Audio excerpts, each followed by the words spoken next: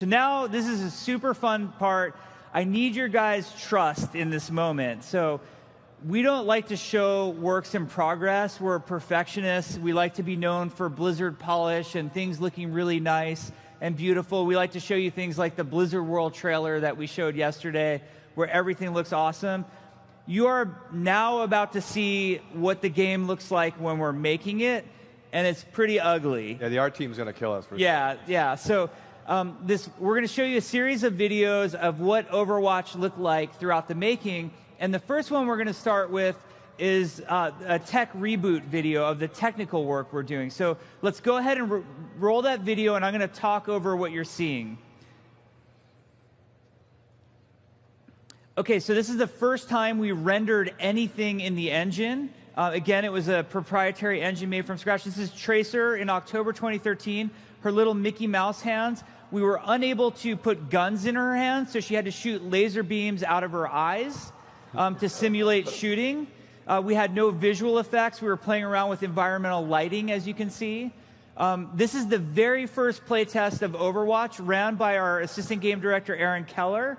The point of this playtest was to make sure that the scale, FOV, camera height was correct. All we had was Tracer. You can see that Widowmaker-looking Tracer over there, which is just Tracer with a Widowmaker skin. This is our physics programmer, Aaron Cotto, was getting the Blizzard physics engine working within the Overwatch engine for the first time. So you can have things like the crates and vases on Temple of Anubis breaking and moving. You saw Recall for the first time. Tracer doesn't have any visual effects on her guns. And then there's little nuanced things that you don't think about having to work on, but like when you walk up and down stairs, how much does the camera bump or smooth through? All right, so you can see early Temple of Anubis. Tracer doesn't have all our textures, but we're getting things like Recall in there. Yeah, the Reaper's T-pose all over. We use the Reaper for scale sometimes. Early on, we're still figuring out how to scale our buildings properly. Sometimes we forget to delete the Reaper. Yeah, so you just have Reapers all over. This is literally the first play test ever with Farah in it. The first day she was in, you can see how slow her rockets are shooting. You barely see it without the trail view. There's no visual effects there. Here's an early animation prototype for Tracer. We're still getting the hang of getting the third person. Her head is just bobbing wildly, which made headshots really hard. So we took a lot of iterations to get just the right amount of movement. All right, so we're moving along, and this is interesting because we came back in January of 2014, and now the game was starting to be fun. I mean, granted, it was only Tracer versus Tracer, so all you No Limits fans would have loved it back then, and Tracer mains. But the game was actually fun, and you can kind of see Temple of Anubis is really taking shape now in terms of level design. We play the levels just blocked out in gray blocks like that. And then we were really proud. This is just 24 days later. You can see the progress that was made. And the whole time here, the UI is evolving. The game mode is starting to work. Like we actually have capture points that you can stand on. And more and more is coming together. Early health pack, as silly as that looked. You can see the Temple of Anubis was open. Now here's Reapers in the game. Now you're going to see the world's coolest Death Blossom animation is coming up right here. Greatest animation. Wait for it. There it is. And this is what the game looks like to us when we're making it. His muzzle flashers are these giant Farah's balls. rocket launcher is making some progress, but it's going to look different. We decided she's blue now. Like I remember that whole meeting at your desk for what color Farah should be. We're getting Widowmaker's grappling hook working. And then we're learning things like, hey, maybe you shouldn't be able to get up there in Temple of Anubis.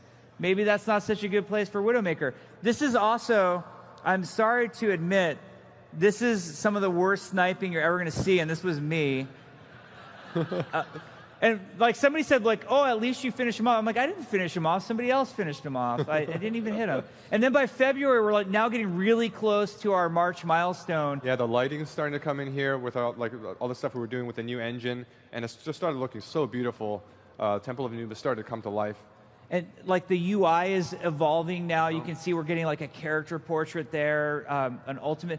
Widowmaker's ultimate used to just put little marks above everybody's head because we couldn't yet render the silhouettes through the walls. That would come later.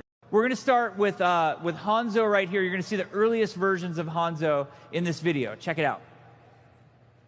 So a designer by the name of Mike Heiberg was the guy who implemented Hanzo. And the first thing we just worried about was getting the bow to feel good. Then we worked on things like Sonic Arrow, so he's hiding Widowmaker right there, and we're throwing the Sonic Arrow. And again, we can't render the silhouettes through the walls just yet. And then everybody's favorite ability, Scatter Arrow, being worked on right here. And back then it was just called Ricochet Shot, but getting the physics to work. And then we were working on this ability called Dragon Strike that was going to be a moving area of effect that does damage. And so for us to do that, we rendered these spheres. Mike Heiberg rendered these spheres, and it quickly became known as the caterpillar. And you can see it, there it is. The googly eyes. And he put googly eyes on it on the other side. So that was Dragon Strike. And then it wasn't even animated for a while. You'll see now we have a dragon. Yeah, so this version is just moving in space. And here's an early animation test by our animator, Jesse Daves. And at this point, we were like, this is really cool, but it's so different from the big caterpillar. It doesn't feel that same hitbox. You couldn't tell if you were in it or not. Yeah, like, could you dodge it if it just moves the right way? Because of course Torb's going to throw it in front of Sturt. And here's early animations on Torbjorn. Like, it looks pretty ghetto. And then Torb trying to find just that perfect spot. Temple of Anubis choke in the early days. And now watch what happens as our heroes come through. Oh, that's Reinhardt throwing his hammer. Ryan didn't make it. Maybe Tracer can make it through. Nope. She's not getting through. Maybe Widowmaker. She's clawed, and she's done. So you just put the claw in front. Watch. Now, Reinhardt can think, maybe charge will get me past the claw trap. No. Oh, poor Reinhardt. I like he's just like deer in a headlights. He doesn't even try to swing or anything.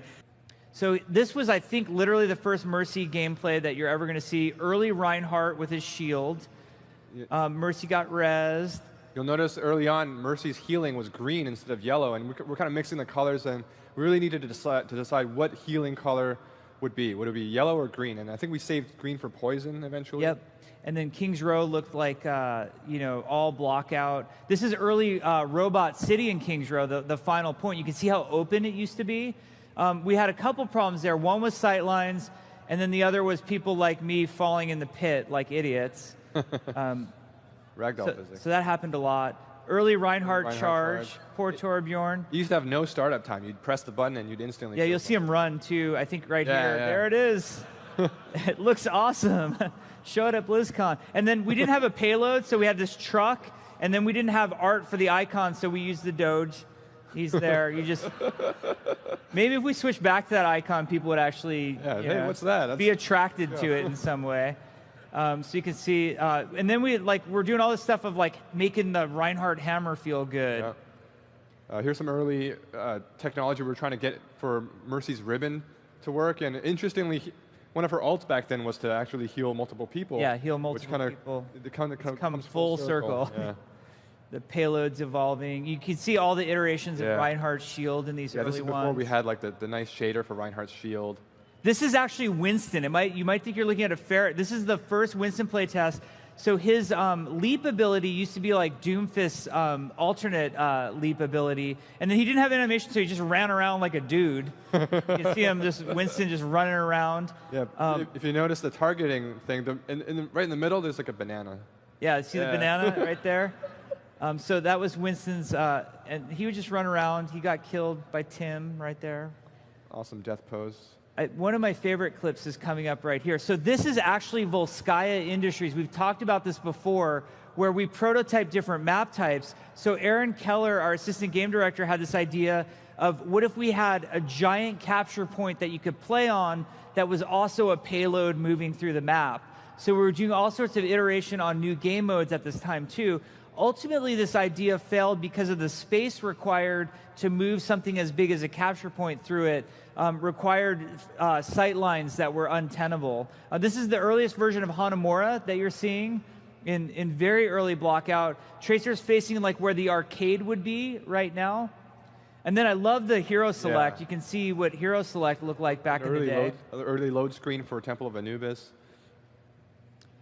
Oh man, this is like the cool guy Hanzo. Those are actually Reaper's animations on Hanzo. Old Widowmaker face. This pose. My favorite's Mercy. Mercy's coming up. She's angry. It's like, you're going to nerf me in 2017. And I'm angry. I'm not... Too soon. Too soon. We're moving on. That bus in King's Row went through so many iterations just to get the right shape. Oh, Bastion, his first day in the game. Perfect. He's got a tracer trail on him for some reason. It turns out transforming robot was hard. So early Hanamura, this is kind of exciting because this shows point B of Hanamura. And on point B, it used to be a totally different design. It was this circular design. And the waypoint said temple because we were just using tech from Temple of Anubis at the time. Later, Aaron Keller would go back and completely redesign that whole point. But you can really see point A is starting to look exactly like it looks today. It's very similar in Hanamura. You've got Torbjorn. He used to have a mechanic where he had to place the stub of a turret first and then build it up eventually to get the turret to be able to shoot. Nowadays, when he places the turret, it can shoot right away without him even hammering on it. Yeah, you can see the Reinhardt, the shield effects coming in there. Here comes the hot tub, we used to call it. The hot tub. The victory pose in the hot tub. So that's actually the origin point of the map, and we didn't have the victory point, or the victory pose point place. This was Symmetra's early playtest. Super ghetto temp art for Symmetra's. Yeah, they're little Torbjorn turrets that she's placing on the walls.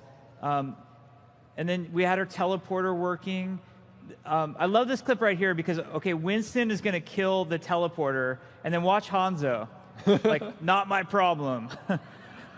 Sorry, Symmetra. That was Bastion's, one of his early ults was a volley of bouncing grenades. Oh, there's Reinhardt's shield starting to, the shader starting to get there. The worst Reinhardt charge ever, besides the one in the cinematic.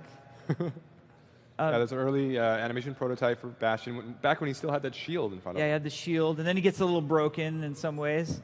And then Winston's early leap prototype, where he used to pound the ground with his fists. They used to do damage and stun you if you were in that range. Yeah, it was a long stun, too. It was a lot of damage and a long stun, so that had to go away. And then, like I said, characters that weren't going to be at BlizzCon, like McCree, we were having these moments where we were just getting McCree and Roadhog in the game. So you'll see these are the first moments that we got the blockout art for Roadhog and McCree in. And then a fan favorite is Genji. This is early Genji prototype on Gibraltar when he only had the Dragon Blade and he could perch, like you're seeing him do here, and then run around and murder everybody.